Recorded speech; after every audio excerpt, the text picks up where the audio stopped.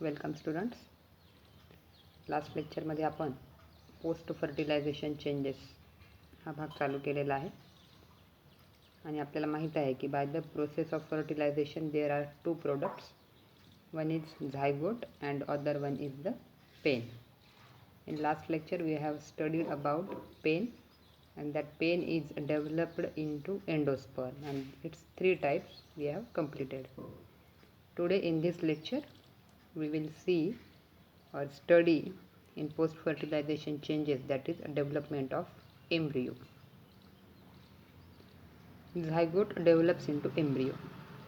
The first product of double fertilization is diploid zygote, and that zygote develops into embryo. Then definition is there. The process of development of zygote into embryo is called as embryogenesis. Genesis is the formation, and that is of embryo, so it is known as embryogenesis. The process of development of zygote into embryo, zygote पासून embryo तयार होणं, this process is called as embryogenesis.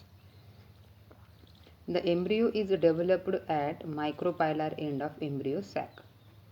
आता आपल्याला माहित आहे की embryo sack जो आहे, या एम्ब्रियो सॅकमध्ये मायक्रोपायलर एंड या भागाकडून एग ॲपॅरेटस हे स्ट्रक्चर असते आणि त्यामध्ये सेंटरची जी सेल आहे तिला आपण एग सेल म्हणतो. आणि फर्टिलायझेशन जेव्हा होते त्यावेळेस पहिला मेल गॅमेट हा त्या एग सेलसोबत फर्टिलाइज होतो आणि झायगोट तयार होतो. बरोबर आहे. That means the zygote is developed from the micropylar end. So the embryo is also developed at micropylar end. कारण that zygote is converted into the embryo. Growth of embryo start after formation of endosperm. First, there is formation of endosperm by triploid primary endosperm, and then when sufficient amount of endosperm is formed, the embryo start to grow. Why? Because endosperm has the function of nutrition of the embryo. Correct? त्या एम्ब्रियोला nutrition देण्यासाठी endosperm हा त्या ठिकाणी available असायला पाहिजे. The zygote divides to form two celled pro embryo. बघा, zygote जो आहे हा युनिसेल्युलर आहे, युनिन्यूक्लिएटेड आहे. आता त्याच्यापासून जे पहिली एम्ब्रियोची स्टेज डेव्हलप होते दॅट इज प्रो एम्ब्रियो, ज्यामध्ये किती सेल आहेत? 2 सेल आहेत. डिव्हिजन होते mitosis, equational division. Zygote develops into pro embryo. Pro एम्ब्रियोमध्ये सेल किती आहेत? There are 2 cells, not called, that is celled, 2 celled pro embryo. The larger cell is from micropylar end which is called as basal or suspensor initial cell. आता ह्या pro एम्ब्रियोमध्ये ज्या 2 cell आहेत त्या पण unequal आहेत. एक सेल मोठी आहे, एक सेल छोटी आहे. The larger is from micropylar end, which is known as basal or suspensor initial cell, and the smaller cell is from opposite, that is chalazal end, and that is known as terminal or embryonal initial cell. 2 cell कोणत्या? एक basal, दुसरी terminal किंवा suspensor initial आणि embryonal initial. These are the 2 cells of proembryo. Then the suspensor cell divides transversely in one plane to produce filamentous suspensor of 6 to 10 cells. काय होतं आहे आता? ज्या सस्पेन्सर सेल आहेत, ज्या मायक्रोपायलर एंडकडनं असणाऱ्या ज्या सेल्स आहेत, यांच्यामध्ये जे डिव्हिजन आहे हे ट्रान्सवर्स डिव्हिजन आहे. आडव्या डायरेक्शनमध्ये त्या डिव्हाइड होतात आणि त्यांच्यापासून एक फिलामेंटस सस्पेन्सर तयार होतो, ज्याच्यामध्ये साधारणतः 6 ते 10 सेल्स असतात. म्हणजे हे स्ट्रक्चर लॅडर लाईक, शिडी लाईक स्ट्रक्चर तयार होते, कारण यामध्ये एकाच डायरेक्शनमध्ये ट्रान्सफर्स असं डिव्हिजन चालू राहतं आहे आणि 6 ते 10 सेल्स या तयार होतात. The first cell of suspensor towards micropylar end, it becomes swollen and that functions as haustorium. कोणती सेल? आता जी सस्पेन्सर सेल आहे त्याची जी पहिली सेल आहे मायक्रोपायलर एंडकडची, ती सेल ही बाकी सेलपेक्षा स्वेलन आहे आणि तिला म्हणायचं आहे haustorium. Then the lower most cell of suspensor is known as hypophysis. सस्पेन्सरची जी टॉप मोस्ट लेअर आहे तिला पोस्टोरियम म्हणायचं आणि जी लोअर मोस्ट आहे करेक्ट तिला म्हणायचं हायपोफायसिस. आता ही हायपोफायसिस कोणत्या बाजूने येईल? एम्ब्रिओनल इनिशियल सेल जे आहेत त्या बाजूला हायपोफायसिस येईल. Then what is the role of suspensor? Suspensor बघा इलॉंगेट वाढणारा फिलामेंटस स्ट्रक्चर आहे that help in pushing the embryo in the endosperm. हा काय करत असतो? त्या एम्ब्रिओला एंडोस्पर्ममध्ये घुसवण्यासाठी काम करतो. कारण आपल्याला माहीत आहे की मायक्रोपायलर एंडकडनं हा एम्ब्रिओ वाढायला आहे आणि चॅलाजल एंडकडनं एंडोस्पर्म वाढायला आणि त्याच्यामुळं या एंडोस्पर्ममध्ये घुसवण्यासाठी त्याला खालून एम्ब्रिओला खालून पुश करणं आवश्यक आहे आणि खालच्या बाजूला असणाऱ्या सेल म्हणजे सस्पेन्सर सेल आहेत. आणि म्हणून ह्या काय करतात? त्या एम्ब्रिओनल सेलला किंवा जो एम्ब्रिओचा भाग आहे त्याला एंडोस्पर्ममध्ये पुश करतात जेणेकरून तिथून त्याला न्यूट्रिशन घेणं इझी जावं. Then embryonal initial cells they undergo 3 successive mitotic divisions to form octant. आता बघा 2 सेल होत्या प्रोएम्ब्रिओच्या, एक होती मायक्रोपायलर एंडकडनं सस्पेन्सर, दुसरी होती एम्ब्रिओनल इनिशियल. पिक्चर क्रिएट करा एक डोळ्यासमोर. तर सस्पेन्सर जी आहे ही ट्रान्सफर्स वाढायली आहे आणि एम्ब्रिओनल इनिशियल जे आहे हे मायटॉटिक डिव्हिजन फॉलो करायला आणि 3 मायटॉटिक डिव्हिजन एक सलग होतात त्यांच्यामध्ये जेणेकरून त्या 8 सेलचं स्ट्रक्चर तयार करतात. पहिलं मायटॉटिक डिव्हिजन झालं तर 2 सेल तयार होतात, दुसरं झालं की 2च्या 4 होतात, तिसरं झालं की 4च्या 8 होतात. या पद्धतीनं एक ऑक्टंट स्पिरिकल टाईप स्ट्रक्चर तयार होतं. The planes of divisions are right angle to each other. आता सस्पेन्सरमध्ये होणारे डिव्हिजन हे ट्रान्सफर्स आहेत, परंतु एम्ब्रिओनलमध्ये होणारे जे काही डिव्हिजन्स आहेत they are right angle to each other. बरोबर, एक ट्रान्सफर्स होईल, दुसरं व्हर्टिकल होईल. The lower tier of 4 cells of octant they give rise to hypocotyl and radicle. बघा आता हे जे 8 आहेत ना, यापैकी ज्या खालच्या 4 आहेत त्यांच्यापासून हायपोकॉटिल आणि रॅडिकलचा भाग तयार होत आहे. तर 4 cells from upper tier they form plumule and 1 or 2 cotyledons. आता ऑक्टंट हा जो तयार झालेला भाग आहे हा एम्ब्रिओनल इनिशियल सेलपासून तयार होतो. म्हणजे ॲक्च्युअल जो एम्ब्रिओ तयार करण्यामध्ये जो भाग घेणारा पार्ट आहे दॅट इज द एम्ब्रिओनल पार्ट. आता हा एम्ब्रिओ आहे म्हणजे याच्यापासून पुढं नवीन झाड तयार होणार आहे आणि त्यासाठी आपल्याला रूट आणि शूट हे दोन्ही घटक लागतात. तर त्यापैकी रूटचा भाग हा खालच्या बाजूने तयार होणार आहे. त्यामुळं ज्या ह्या ऑक्टंटच्या लोअर 4 सेल आहेत त्या हायपोकॉटिल आणि रॅडिकल तयार करतात. तर अप्पर भाग जो शूटमध्ये नंतर डेव्हलप होतो that forms plumule or and cotyledon. आता हे कॉटिलेडॉन एक असू शकतात किंवा 2ही असू शकतात. जर मोनोकॉट सीड आहे तर एकच कॉटिलेडॉन तयार होईल आणि जर डायकॉट सीड आहे तर 2 कॉटिलेडॉन्स तयार होतील. आलं लक्षात? एम्ब्रिओनल सेल 3 मायटॉटिक डिव्हिजन फॉलो करेल, ऑक्टंट तयार होईल, ऑक्टंटच्या लोअर 4 ह्या रॅडिकल तयार करतील, हायपोकॉटिल तयार करतील आणि वरच्या 4 ह्या प्ल्युम्यूल आणि कॉटिलेडॉन तयार करतील. The hypophysis by further division. आता हायपोफायसिस हा भाग कुठला झाला? सस्पेन्सरचा झाला. The hypophysis by further division it give rise to the part of radical and root cap.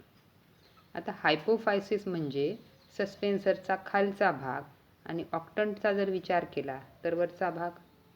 त्यामुळं ज्या ठिकाणी ऑक्टंटचा जो लोअर भाग आणि हायपोफायसिस हे एकमेकांना लागून असणारे भाग आहेत आणि त्यामुळं त्याच ठिकाणी रॅडिकल आणि रूट कॅप तयार करण्यासाठी या हायपोफायसिसच्या सेल आणखी डिवाइड होत राहतात. The cells in the upper tier of the octant they divide several plane so as to become heart-shaped structure, then which forms 2 lateral cotyledons and a terminal plumule. Upper टायरचा जो भाग आहे जो की प्ल्युम्यूलमध्ये convert होणार आहे त्यामध्ये आणखी नंबर ऑफ डिव्हिजन्स होतात, नंबर ऑफ त्याच्या सेल्स वाढतात आणि तो जो स्पेरिकल असणारा भाग होता, ऑक्टंटचा गोलाकार जो भाग होता, त्याचं रूपांतर आता हर्ट शेप्ड स्ट्रक्चरमध्ये होतं.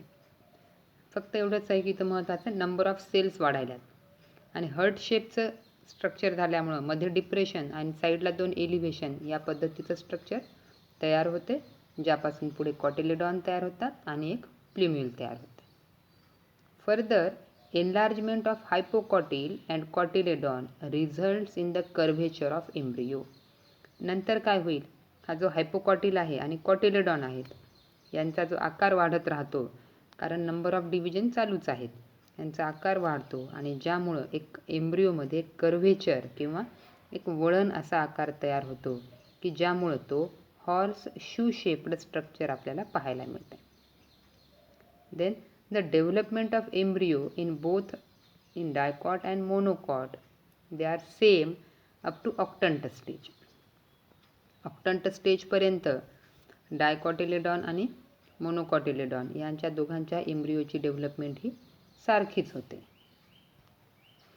परंतु there is a difference in monocot embryo. परंतु नंतर मोनोकॉट एम्ब्रियो जो आहे याची जी वाढ आहे ही वेगळ्या पद्धतीने होते, म्हणजे heart shaped, horse shoe shaped या पद्धतीचे स्ट्रक्चर आपल्याला त्यात पाहायला मिळणार नाहीत.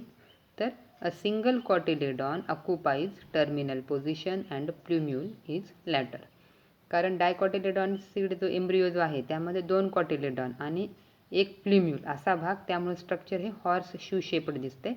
परंतु इथं एकच कॉटिलेडॉन आहे आणि प्ल्युम्यूल आहे, त्याच्यामुळे इथं स्ट्रक्चर आपल्याला हॉर्स शू टाईप दिसणार नाही. The single shield shaped cotyledon which is known as scutellum. या ठिकाणी एकच कॉटिलेडॉन तयार होतो मोनोकॉट असल्यामुळं आणि त्या कॉटिलेडॉनला इथं काय म्हणतात, scutellum. Then the protective sheath of plumule is called as coleoptile. प्ल्युम्यूलवर एक प्रोटेक्शन करणारी शीथ तयार होते, कव्हर तयार होते, ज्याला म्हणलं जातं कोलिओप्टाईल. and that of on radical it is called as कोलिओरायझा. आणि रॅडिकलवर जे कव्हर तयार होते त्याला म्हणतात coleorhiza. This is the structure of embryo. And finally fertilization झालंय, त्यामुळे ovule is transformed or converted into seed. ओव्ह्यूलचं रूपांतर कशामध्ये होईल, सीड. आणि ovary is converted into fruit. Correct. जी ओव्हरी गायनोशियमचा जो बेसल स्वेलन पार्ट आहे, नंतर तो एनलार्ज होत राहतो फर्टिलायझेशन नंतर जे काही फ्लोरल पार्ट आहेत, कॅलिक्स, करोला, एंड्रोशियम, गायनोशियम, हे भाग सगळे काय होतात, गळून पडतात आणि ओव्हरी जो आहे गायनोशियमचा तोच फक्त एनलार्ज होत राहतो, ज्याला आपण काय म्हणतो, फ्रूट असं म्हणतो. आणि या ओव्हरीमध्ये जे काही ओव्ह्यूल प्रेझेंट होते त्यांचं फर्टिलायझेशन नंतर कशात रूपांतर होईल, सीड्समध्ये होईल. ओके. जर ओव्हरीमध्ये एकच ओव्ह्यूल आहे तर एकच सीड त्या फ्रूटमध्ये असेल, आणि जर ओव्हरीमध्ये नंबर ऑफ ओव्ह्यूल्स असतील तर त्या फ्रूटमध्ये आपल्याला नंबर्स ऑफ सीड पाहायला मिळतील. बघा इथे फिगर आहे, stages of development in monocot embryo. तर आपल्याला माहिती आहे ऊसपोर इज द झायगोट, ए नाव आहे. त्यानंतर दुसरी जी फिगर दाखवलेली आहे बी, त्यामध्ये प्रो एम्ब्रियो हा जो भाग आहे त्याची ग्रोथ दाखवलेली आहे. आपण जरी विचार केला प्रो एम्ब्रियोचा, ज सस्पेन्सर जो भाग आहे हा मायक्रोपायलर एंडकडनं आहे आणि खालचा जो आहे मिडल सेल टर्मिनल हा भाग म्हणजे चॅलाझर एंडकडचा भाग आहे आणि 2 सेलचं जे घटक आहे त्याला म्हणायचं प्रो एम्ब्रियो. त्यानंतर सस्पेन्सर जो आहे, या सस्पेन्सरमध्ये ट्रान्सवर्स डिव्हिजन होतात, त्याच्यामुळे त्याच्या सेल हे आडवे आहेत. तर एम्ब्रिओनल भाग जो आहे हा एम्ब्रिओनल भाग यामध्ये डिव्हिजन कसे व्हायला लागलेत, right angle to each other, आणि त्याच्यामुळे खालच्या ज्या सेल आहेत त्या 8 सेल तयार झाल्यात. बघा डी फिगरमध्ये खालच्या 8, आणि त्याला ऑक्टंट स्टेज असं म्हणायचं. त्यानंतर पुढे हा भाग आहे हा स्पेरिकल भागामध्ये कन्व्हर्ट होतो. तर सस्पेन्सर आहे यामध्ये ट्रान्सफर्स डिव्हिजन होत राहतात आणि त्याची लेंथ वाढवल्या जाते, ज्यामुळं हा जो एम्ब्रिओनल प्रॉपरचा भाग आहे हा एंडोस्पर्ममध्ये आत घुसवल्या जातो. त्यानंतर एम्ब्रिओनल प्रॉपरचा जो भाग आहे यापासून तयार व्हायला लागला आहे प्ल्युम्यूल आणि कॉटिलेडॉन. बघा ऑक्टंट ज्या फेज सेल होत्या त्यापैकी जो लोअर टायर आहे म्हणजे मायक्रोपायलर एंडकडचा जो भाग आहे तिथून रॅडिकल आणि हायपोकॉटिल तयार होतात. आता हायपोफायसिस दोन नाव आले होते, एक हायपोकॉटिल आला होता आणि एक हायपोफायसिस हे नाव आलं होतं बरोबर. तर हायपोफायसिस ही सेल म्हणजे साधारणतः इथं कुठं असेल तर जे नाव दिले सस्पेन्सर आणि त्याच्या खाली ज्या दोन आडव्या सेल दिल्या त्यापैकी जी खालची सेल आहे त्या बाजूने तयार होतो हायपोफायसिस आणि त्या हायपोफायसिसच्या खाली ज्या दोन साईडच्या सेल दिसायला लागल्या त्या भागापासून तयार होतो रॅडिकल आणि रूट कॅपचा भाग. आणि हे जे टोक आहे दुसरं टोक एम्ब्रियॉनल सेलचं ज्यापासून तयार होतो प्ल्युम्यूल आणि कॉटिलेडॉन. नंतर नंबर ऑफ डिव्हिजन वाढत जातात. याचा जो भाग आहे हा स्पेरिकल भाग होतो. आता फिगर एफमध्ये नावं बघा. सस्पेन्सरवर टोकाचा भाग आहे. आपण सांगितल्याप्रमाणे हायपोफायसिस जो आहे खालच्या आडव्या दोन सेल तिथून रॅडिकलचा भाग तयार व्हायला आहे, हायपोकॉटिल तयार व्हायला आहे आणि सगळ्यात खालचं जे टोक आहे तिथून प्ल्युम्यूल आणि कॉटिलेडॉन हे भाग तयार होतात. फिगर जीमध्ये बघा रॅडिकलचं फॉर्मेशन थोडं दाखवलेलं आहे आणि प्ल्युम्यूल आणि कॉटिलेडॉन हे स्ट्रक्चर तयार व्हायले. आता ही मोनोकॉट सीड आहे त्याच्यामुळे सुरुवातीला कॉटिलेडॉन हे स्ट्रक्चर तयार होते आणि नंतर प्ल्युम्यूल हा भाग तयार होतो. म्हणून प्ल्युम्यूल हा छोटा दाखवला आहे, कॉटिलेडॉन हा भाग मोठा दाखवला आहे. एच या फिगरमध्ये आणखी डेव्हलपमेंट होते बघा. कॉटिलेडॉन जो आहे हा शिल्डच्या आकारात कन्व्हर्ट होतो ज्याला स्क्युटेलम असं म्हणतात. त्यानंतर बाजूचा जो भाग आहे इथं प्ल्युम्यूल जो छोटा होता जी फिगरमध्ये तो एच फिगरमध्ये आता प्ल्युम्यूल हा भाग थोडा मोठा होतो आणि त्याच्यावर एक कव्हर तयार होते ज्याला म्हणतात कोलिओप्टाईल. आणि कोलिओप्टाईलच्या आतमध्ये कशाचं प्रोटेक्शन केलं आहे? प्ल्युम्यूल, ज्याचं रूपांतर नंतर शूटमध्ये होते त्याच्यामुळे नाव दिले शूट अपेक्स. शूट अपेक्स हे कुणाद्वारे कव्हर केलेलं आहे? कोलिओप्टाईल. आणि खालच्या बाजूने जर विचार केला तर रॅडिकल आणि रूट कॅप हे दोन स्ट्रक्चर तयार व्हायले बरोबर आहे. आता बघा एफ किंवा जी फिगरमध्ये फिगर ही कशी होती? उलटी केली होती म्हणजे मायक्रोपायलर एंड वर करून दाखवले, चॅलाझल एंड खाली करून दाखवले बरोबर आहे. आता इथं ही फिगर काय केली? एक्झॅक्ट अपोजिट करून टाकली. कॉटिलेडॉनचा भाग वर नेला एच फिगरमध्ये आणि रूट किंवा रॅडिकलचा भाग खाली केला. कन्फ्यूज व्हायचं नाही एकदा खाली एकदा वर कसं व्हायलं म्हणून. नंतर रॅडिकल आणि root cap they are covered by a protective sheath that is known as coleorhiza. and this is the structure of monocot seed that is example of grass. मग स्क्युटेलम म्हणजे कॉटिलेडॉन, कोलिओप्टाईल म्हणजे प्ल्युम्यूलचं कव्हर, कोलिओरायझा म्हणजे रूटचं कव्हर. ओके. तर figure of dicot embryo जी आहे तर ती तुम्हाला draw करायची आहे, ही पण करायची आहे आणि ती पण करायची आहे. Okay. Here are some questions. Solve them and if any doubt then ask.